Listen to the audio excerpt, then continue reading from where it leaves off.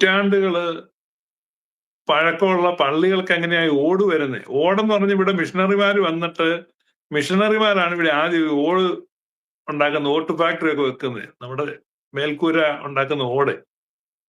അതിനു മുമ്പൊക്കെ ഇവിടെ ഓല മേഞ്ഞ കെട്ടിടങ്ങളൊക്കെ ഉണ്ടായിരുന്നുള്ളൂ. നമ്മൾ ഈ തള്ളി മറിക്കുമ്പോൾ നമുക്ക് ഭംഗിക്ക് തള്ളാമെന്നുള്ളതേ ഉള്ളൂ. ഇതൊന്നും ഒരു വസ്തുതാപരമായിട്ട് നിലനിൽക്കുന്ന കാര്യമല്ല. ഇപ്പൊ ഈ ചേപ്പാട് പള്ളിക്ക് 1000 വർഷം പഴക്കമുള്ള പുരാതന പള്ളി ആയിക്കോട്ടെ, നമ്മൾ അവിടെ കുരിശ് എന്ന് പറഞ്ഞാൽ ഈ കുരിശ് തന്നെ ഒരു വഴിയാണെന്നാണ് യേശു കർത്താവ് പറയുന്നത്. അല്ലെ, ക്രിസ്ത്യൻ വിശ്വാസം തന്നെ ജീവനുള്ള പുതുവഴി നമുക്ക് വേണ്ടി തുറന്നു.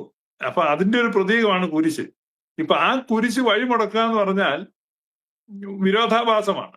വഴി തുറക്കേണ്ട സാധനം കൊണ്ട് വഴി മുടക്കുകയാണ്, വഴി അടക്കുകയാണ്. അപ്പൊ അത് ആ സഭക്കാർ കാണിക്കുന്നത് വൃത്തികേടാണ്. ക്രിസ്തീയ സാക്ഷ്യം കേരളത്തിൽ നഷ്ടപ്പെടുത്തുകയാണ്.